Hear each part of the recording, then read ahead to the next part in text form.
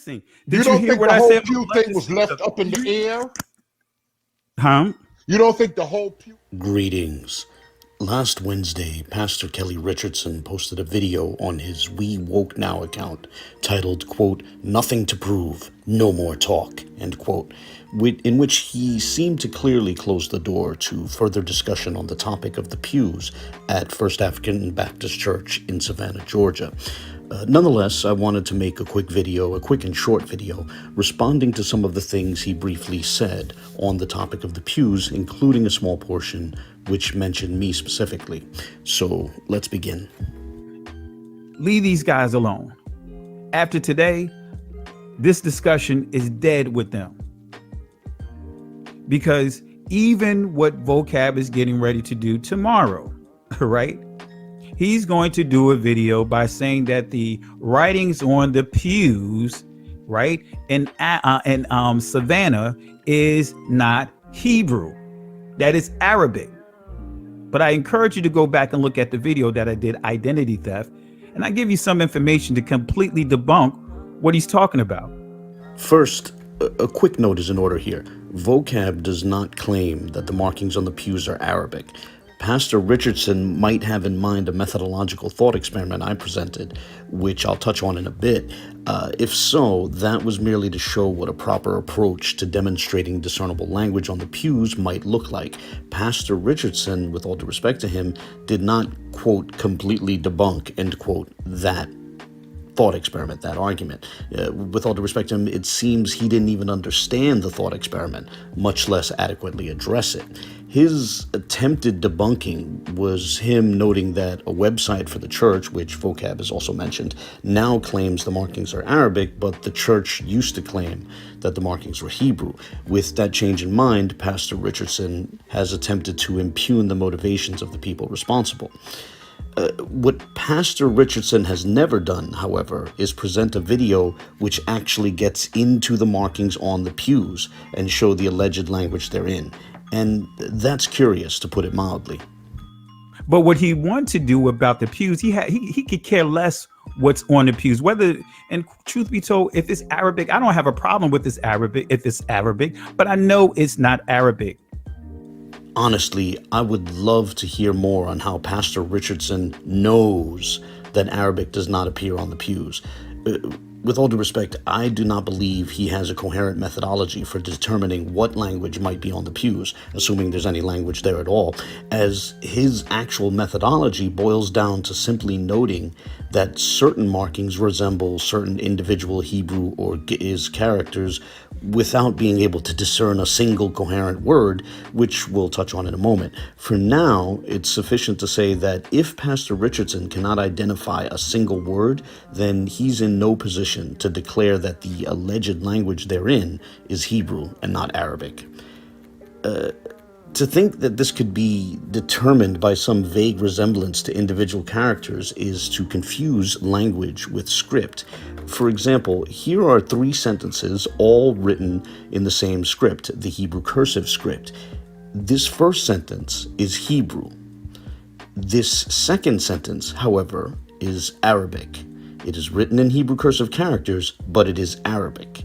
Then this third sentence is Yiddish. That third sentence is not written in a Semitic language. This is relevant to Pastor Richardson thinking that a marking that resembles a character somehow establishes the presence of a Semitic language.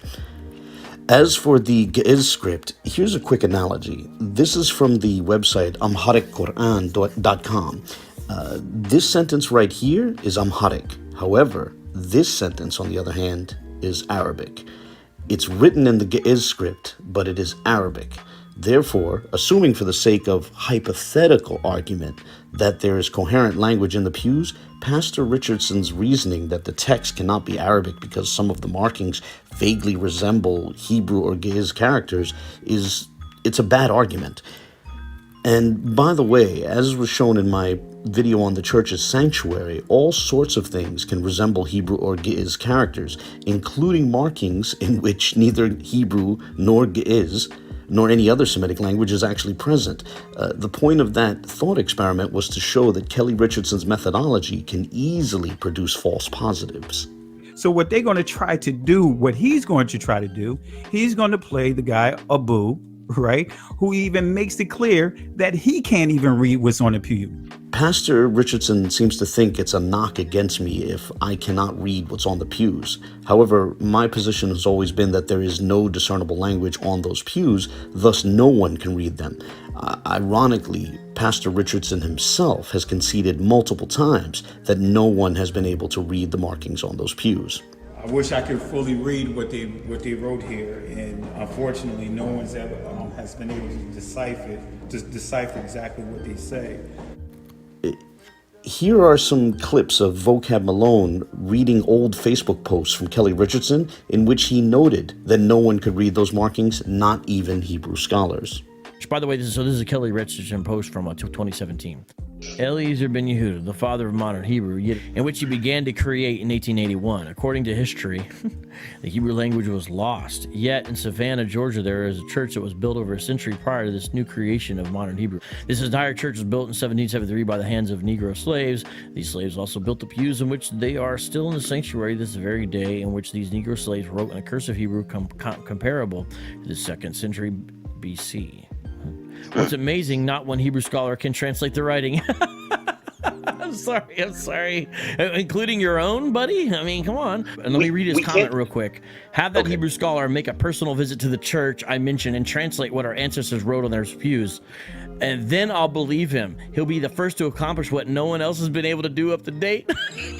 I'm sorry. This is so ironic. Go ahead, bro. Oh, my goodness. Tyler Supercall Holmes says, is it true nobody can read that Hebrew the slaves wrote? That's correct. That's correct. Break it down, the insane irony. Again, I feel like we shouldn't have to repeat this, but can you break it down, my man? And in case it isn't already obvious, you know who else can't read the markings on those pews? Kelly Richardson himself cannot read the markings on those pews. And that's what I think somebody asked that question of, does he know what's on the pews? And I think you did say at the beginning that you know what's some of the words that are on the pews. Well, I can identify some of the letters, put it that way. I'm not going to say I know the words. I can identify some of the letters. So if Kelly Richardson can't read the markings on the pews, what makes him think that he's making a significant point about me not seeing any discernible language on those pews? Ironically, in his recent appearance on the Brother Berean show, Pastor Richardson said that he is able to read Hebrew, yet he still cannot read the markings on those pews. Vocab Malone, sensing the irony there, subsequently tried to point out to him that maybe the problem then is that there might not be any actual Hebrew on those pews. This sister right here, Pastor Kelly, sister Stephanie was around for a minute. She was around when all of this stuff jumped off. Can you answer this question for her here? Can you read Hebrew? Absolutely, I can read Hebrew. Talking to you, yeah. I think she asked me the question. I can read Hebrew, but what I said was I cannot read what's on the pews. I made it clear that I can't read what's on the pews. If you can read Hebrew and the pews are in Hebrew, by a logical consequence, you should be able to read the Hebrew on the pews if it's Hebrew. To sum up, we have long maintained that there is no discernible language on those pews. The fact that Kelly Richardson himself admits that no one can read the markings on those pews might best be explained by those markings lacking any discernible language. And this takes us to this next portion in which Pastor Richardson continues to refer to me. He made an assumption off of what? Two letters. Here, Pastor Richardson was referring to that aforementioned thought experiment in which I presented a hypothetical case for Arabic.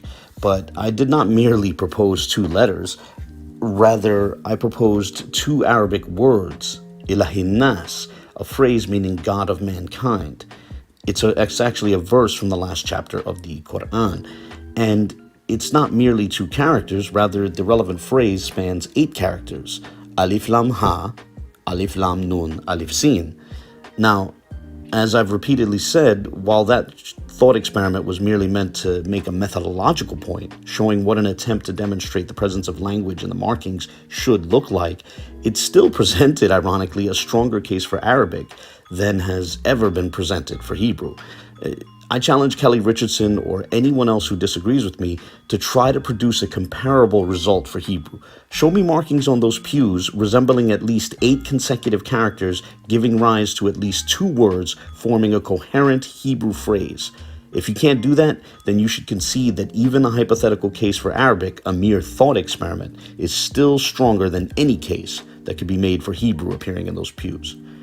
And remember, it is Kelly Richardson himself who has never been able to identify a single word in the text. Rather, his case hinges merely on certain markings resembling individual isolated characters. Now, I'm not saying that I can read what's on the pews, but I can identify some of those letters. That said, let's close this with Kelly Richardson making clear that he intends to close the door to any further discussion on this subject. Let vocab do what he's going to do. Let the urban apologetic community do what they're going to do. From now on, I'm not engaging in any of that nonsense. Because again, we don't need them to confirm who we are. I actually agree with Pastor Richardson that he does not need us to confirm who he may or may not be, but this was never about his identity. Rather, he made claims about language appearing in those pews, and when we tried to engage him on the subject, he never addressed our methodological concerns, and he never put up a video which actually got into the work of examining the markings on those pews. He speculated about people's motivations, and he even threatened litigation, but he never discussed the actual markings on the pews. Moving forward from here, he doesn't have to take part in any discussions on the subject. He's free to abstain from any such discussions. But he should understand if those of us who have considered the subject are unwilling to simply take on faith the claim that Hebrew appears on those pews. On that note, I'll close here. As always, I look forward to the comments of others. God bless. Listen, you don't think the whole pew thing was left up in the air? Huh? You don't think the whole pew...